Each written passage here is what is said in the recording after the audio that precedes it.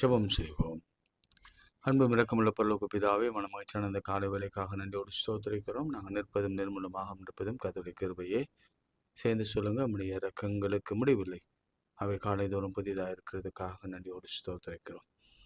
ஆண்டவரே, கணவன், மனைவி, பெற்றோர்கள், உடன் பிறந்தவர்கள், அவருடைய பிள்ளைகள், எங்கள் வாழ்க்கை, எங்களுடைய பயணம், எங்களுடைய போக்குவரத்து, எங்களுடைய கணக்கு, எங்களுடைய வருமானம் எல்லாவற்றையும் கர்த்தர் ஆசீர்வதித்து வருகிற கிருபைக்காக ஸ்தோத்திரிக்கிறோம்.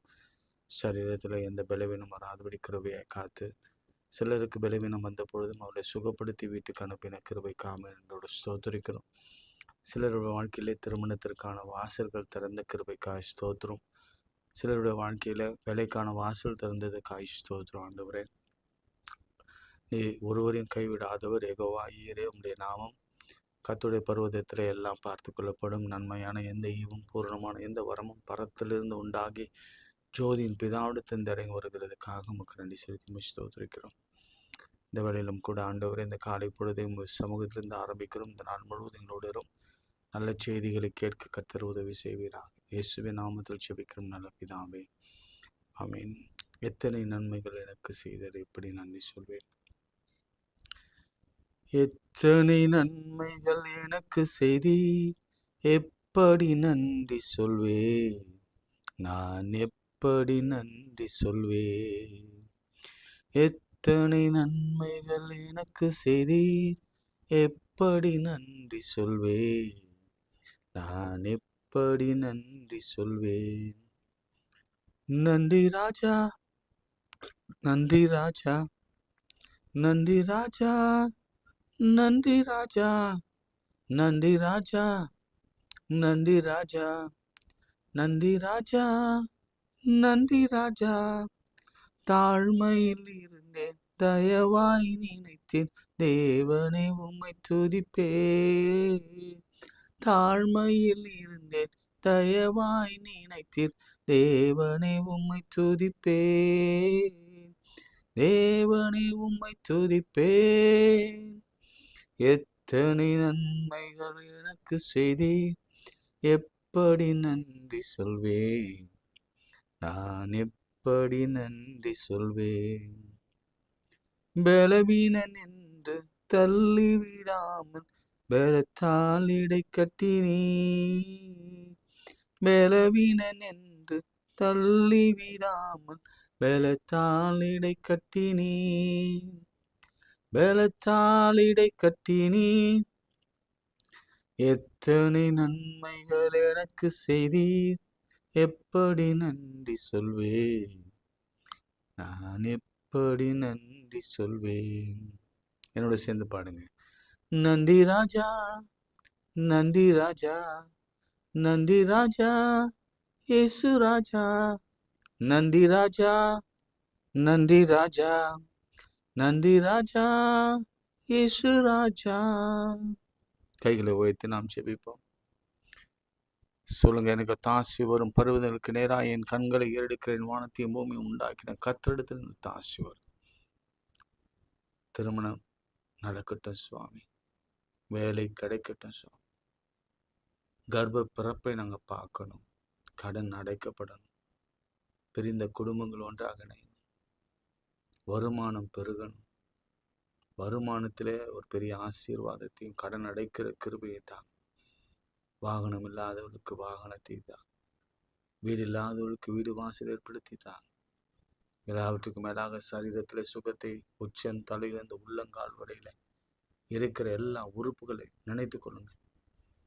மூளையிலே ஏதாவது பிரச்சனை இருக்கும்னா மூளையை நினைத்து கொள்ளுங்க. கண்களிலே, செவிகளிலே, நாசியிலே, சுவாசத்திலே, வாய்ப்பகுதியிலே, தொண்டை பகுதியிலே, மூச்சு குழல்களிலே, நுரையீரலிலே, இருதயத்திலே, சிறுநீரகத்திலே, ஜீரண உறுப்புகளிலே, கணையத்திலே, கல்லீரிலே, மண்ணீரிலே, எலும்புகளிலே, முட்டிகளிலே, நரம்புகளிலே, சதைகளிலே, சருமங்களிலே காணப்படுகிற எல்லா பலவீனங்களும் இயேசு கிறிஸ்துவின் தழும்புகளாலே குணமாகட்டும். நம்முடைய வார்த்தை சொல்கிறது, என்னை நோக்கி கூப்பிடு, நான் மறு உத்தரவு அருளி செய்வேன், ஆபத்திலே நானே அவனோடு இருந்து அவனை தப்புவித்து அவனை கனப்படுத்தி நீடித்த நாட்கள் அவனை திருப்தியாக்கி என் ரட்சிப்பை காணும்படி செய்வேன். உன்னதமானவரின் மறைவில் இருக்கிறவன் சர்வ வல்லவரின் நிழலில் தங்குவான். நான் கர்த்தரை நோக்கி நீரின் அடைக்கலம், என் கோட்டை, என் தேவன், நான் நம்பியிருக்கிறவர் என்று சொல்லுவேன். வேடனுடைய கண்ணிக்கும் பாழாக்கும் கொள்ளை நோய்க்கும் தப்பு வைப்பார். இயேசுவின் நாமத்தில் ஜெபிக்கிறோம் பிதாவே, ஆமென். பிரியமானவர்களே, தொடர்ச்சியாக இந்த 7ஆம் மாதத்துக்குரிய ஆசீர்வாதங்களை நாம் பார்த்து வருகிறோம். இன்றைக்கு ஒரு சின்ன பிரேக்குன்னு சொல்ல முடியாது. யோவான் நற்செய்தி நூல்ல ஒரு குறிப்பிட்ட 7 அற்புதங்கள் இருக்கிறது. உங்களுக்கு ஒரு சின்ன கேள்வியை நான் வைக்கிறேன். இமீடியட்டாக நீங்கள் ChatGPTலையோ அல்லது எதுலேயோ கூகுள்லையோ நீங்கள் கண்டுபிடிங்க. லூக்காவில் எத்தனை மிராக்கள், மத்தேயுவில் எத்தனை மிராக்கள், மார்க்கில் எத்தனை மிராக்கள், அற்புதம் அப்படின்னு அந்த வார்த்தை. யோவானில் எத்தனை அற்புதங்கள் நடக்கிற? யோவானில் 7 அற்புதத்தை நாம் தொடர்ச்சியாக பார்க்கிறோம். எனவே அதுதான் நான் மனதில் வைத்து கொண்டிருந்தேன். எப்படியாவது இந்த மாத இறுதிக்குள்ள இந்த 7 அற்புதங்களையும் நாம் பார்த்து விடணும். அட்லீஸ்ட் சில 7கள் 17கள் 77கள் வருகிற பொழுதெல்லாம் கூடவே ஒரு அற்புதத்தை நாம் பார்க்க வேண்டும் என்பதுதான் ஆண்டவருடைய விருப்பமாக இருந்தது. அப்படி யோவான் 2ஆம் அதிகாரத்தில் ஒரு அற்புதத்தை நாம் நிறைய முறை நம்ம பார்த்துருக்குறோம், கேட்டிருக்கிறோம். இன்றைக்கு நான் அதை வாசிக்கிறேன். முதலாவது வேதத்தை வாசிக்க பிரியப்படுங்க. ஏன்னா வேதத்தை வாசிக்கும் பொழுது தான் அதனுடைய வல்லமை நமக்குள்ளே போய் நம்முடைய ஜீவனுக்குள் ஊனுன்னா ரத்தம், ஊனுக்குள் போய் அது நம்மை வாழ்விக்கும், பலப்படுத்தும், நமக்கு ஞானத்தை கொடுக்கும், போதிக்கும், நடக்க வேண்டிய வழியை காண்பிக்கும். அதனால சில வசனங்களை நான் வாசிக்கிறேன், குறிப்பாக கவனிங்க. 3ஆம் நாளிலே கலிலேயாவில் உள்ள கானா ஊரிலே ஒரு கல்யாணம் நடந்தது. இயேசுவும் தாயும் அங்கே இருந்தார். இயேசுவும் அவருடைய சீஷரும் அந்த கல்யாணத்திற்கு அழைக்கப்பட்டிருந்தார்கள். திராட்சரசம் குறைவுபட்ட போது இயேசுவின் தாய் அவரை நோக்கி, அவளுக்கு திராட்சரசம் இல்லை என்றார்.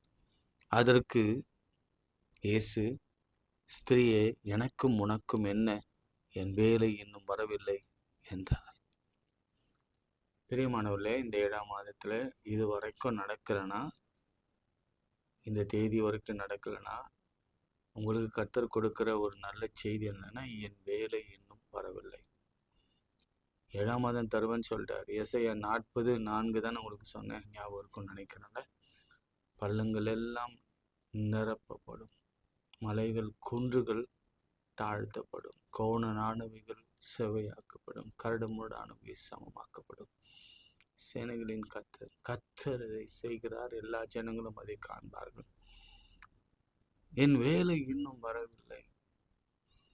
உடனே நீங்க யோசிக்கலாம், ஐயா அழகா தப்பிக்க முற்படுறாரு, நல்ல வசனத்தை எடுத்துட்டாரு, அவர் டைம் இன்னும் வரல பொழுது.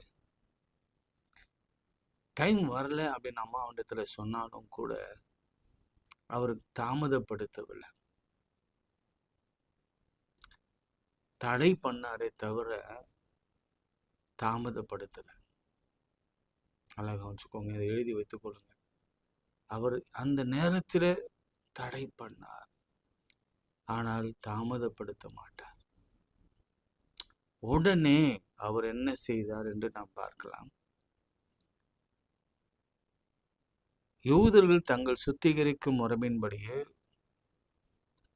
இந்த வார்த்தை யோசிச்சு கொள்ளுங்க, தாமதம், இது நான் ஆவிக்குரிய ரீதியில் நான் பேசிக்கொண்டிருக்கிறேன், ஸ்டோரி இல்லை, நரேஷன் இல்லை. சுத்திகரிக்கும் முறைமையின்படியே சுத்திகரித்தால்தான் நாம அவருடைய அற்புதத்தை பெற்றுக்கொள்ள முடியும். சுத்திகரித்துக் கொள்ளணும், நம்மை சுத்திகரித்துக் கொள்ள வேண்டும். பார்க்கணும் உள்ளும் புறமும் எப்படி இருக்கு. நம்மை சுத்திகரித்து கொண்டா அங்க பார்க்கறது, அங்க வெறும் காலியா இருந்தது. அப்ப வந்தவங்க யாரும் சுத்திகரிக்கப்படவில்லை. நன்மை தாமதம் ஆகுதுன்னா நம்மை சுத்திகரித்து கொள்ள வேண்டும். இன்னொரு ஆங்கிளையும் நான் சொல்கிறேன், ஸ்பிரிச்சுவலாக இல்லாமல் நம்முடைய வாழ்க்கையை ஒப்பிட்டு நாம் பேசலாம். எம்டினஸ் ஒன்று. ரெண்டாவது, அது எங்கே வைக்கப்பட்டிருக்கிறது? ஒருவேளை வீட்டின் பின்புறமோ அல்லது எங்கே போட்டிருக்கிறாங்க, சுத்திகரிக்கும் முறைப்படி ஒவ்வொரு 2-3 குடம் தண்ணீர் கொள்ளத்தக்கதாக 6 கச்சாடைகள் அங்கே இருந்தது. ஒருவேளை வெளியிலிருந்து வரும்பொழுது அவங்க சுத்திகரித்து வருவாங்கன்றதுனால வெளியில் வைத்திருக்காங்களா என்னன்னு எனக்கு தெரியல. ஆனால் நம்ம ஊரில் கிராமங்களில் நாம் வசிக்கின்ற பொழுது நாம் என்ன செய்வோம்னா, வெளியில் தான் சைடில் அல்லது வெளியில் கீழே பின்னாடி நாம் என்ன செய்வோம்னா, கால்கள்லாம் கழுவுறதுக்கான தொட்டிகளெல்லாம் வைத்திருப்போம். நான் அதற்குள்ளே போகலை. நான் பேசுகிற விஷயம் என்னன்னா, எம்டினஸ். நிறைய டிப்ரெஷனுக்கு காரணம் இந்த எம்டினஸ் தான், வறுமை தான். இங்கே வெறுமையாக இருந்ததுன்னா தலை பாரமாகிடும். நமக்கு ஒன்றும் இல்லைன்னா வாழ்க்கையில் நம்ம வாழ்க்கையே இருளாக இருக்கும். அந்த எம்டினஸோ என்ன நம்மளால் விவரிக்க முடியாது. ஃபார் எக்ஸாம்பிள், கர்வம் இல்லாதவங்களை அந்த எம்டினஸ் வாட்டும். திருமணம் ஆகாதவங்கள அந்த ஒரு மாதிரியான வெறுமை வாட்டும். அல்லது குறையாக இருக்கிறோம், பணம் இல்லை கையில், கடன் ஜாஸ்தி ஆயிடுச்சு, அவன் என்ன செய்கிறதுன்னு தெரியல. அப்படி இருக்கும் பொழுது எம்டினஸ். சில பாயிண்டில் தொடாவாங்க, எங்கேயாச்சும் இருக்கா, சேர்த்து வச்சதில் எதனாவது இருக்கா, அல்லது ஏதாவது பாட்டிலில் போட்டு வச்சுருக்குறோமா, வீடு பார்த்தா எம்டினஸ். பேங்க்கில் போனால் எம்டி.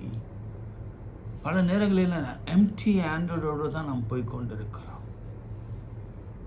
இன்றைக்கு ஆண்டவர் கொடுக்குற ஒரு பெரிய ஆசீர்வாதமான ஒரு வார்த்தை என்னென்னா, அவருடைய கண்கள் எதை பார்க்குதுன்னா, அந்த வெறுமையை பார்க்கிறது. அந்த வெறுமையாக இருக்கிற அந்த கர்ப்பத்தை பார்க்கிறது, யூட்டரஸை பார்க்கிறது. வெறுமையாக இருக்கிற அந்த வாழ்க்கையை பார்க்கிறது.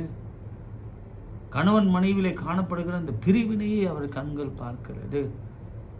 பொருளாதாரத்தில் இந்த வெறுமையை அவருடைய கண்கள் பார்க்கிறது. பாருங்க, யாரும் நோட்டீஸ் பண்ணாத விஷயத்தை அவர் நோட்டீஸ் பண்ணுறார். அவர் நம்முடைய சிந்தைகளிலே கூட தோன்றாது. அவர் கண்டுபிடிக்கிறார் அந்த எம்டினஸை. கண்டுபிடிச்சி அவர் சொல்கிறாரு, அதில் தண்ணீரை நிரப்புங்கன்னு சொல்கிறார். நிரப்புங்க.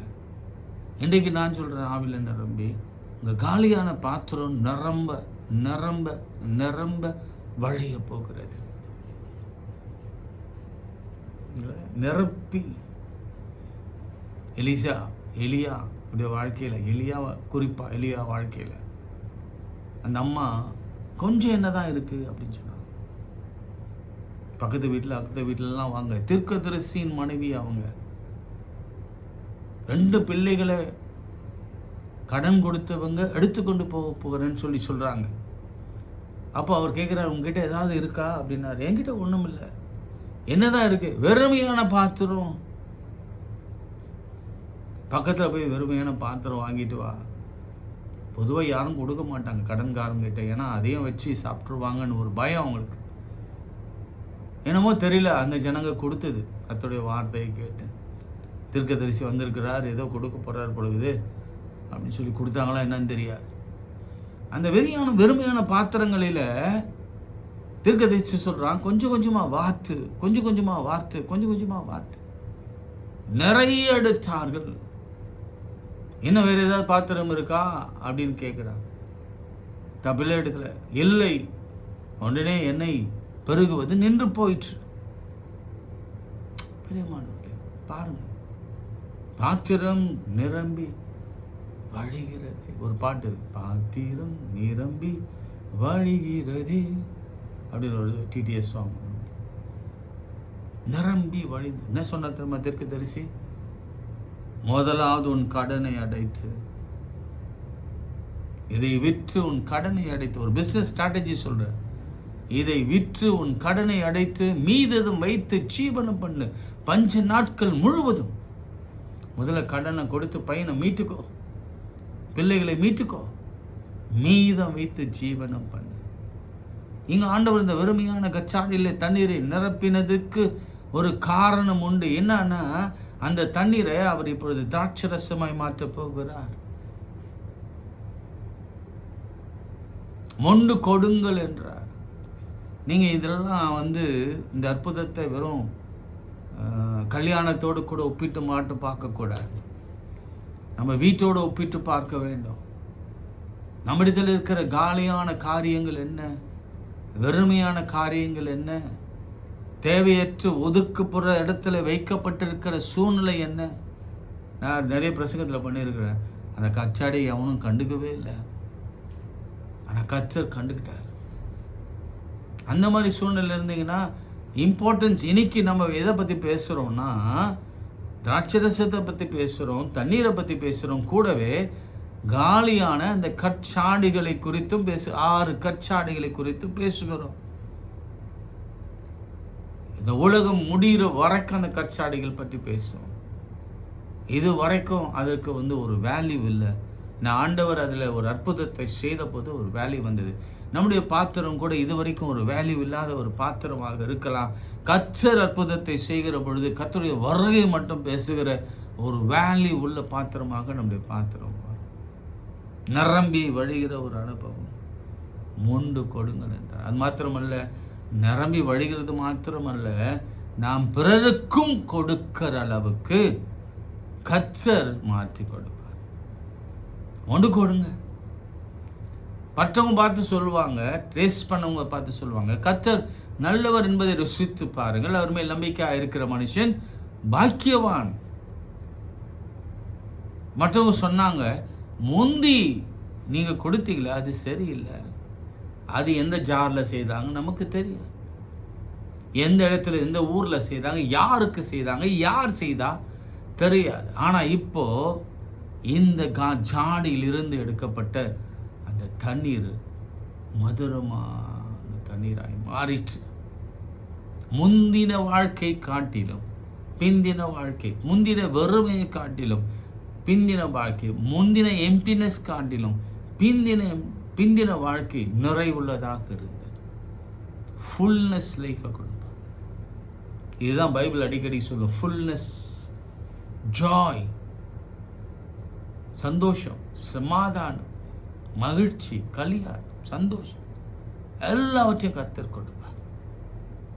சொல்றான், முந்தின திராட்சரசத்தை பார்த்திலும் பிந்தின திராட்சரசம் எங்கிருந்து வந்ததுன்னு தெரியாது. நான் திரும்ப சொல்றேன், உங்களுக்கு எங்கிருந்து அற்புதம் வரும்னு தெரியவே தெரியாது. ஆனால் வர வேண்டிய நேரத்தில் கட்டாயம் கர்த்தர் கொடுப்பார். இயற்கைக்கு மாறா அவர் கொடுப்பார். இவ்விதமாக இயேசு இந்த முதலாம் அற்புதத்தை கலிலேயாவில் உள்ள கானா ஊரில் செய்து தம்முடைய மகிமையை வெளிப்படுத்தினார். அவருடைய சீஷர்கள் அவரிடத்திலே நம்பிக்கை வைத்தார்.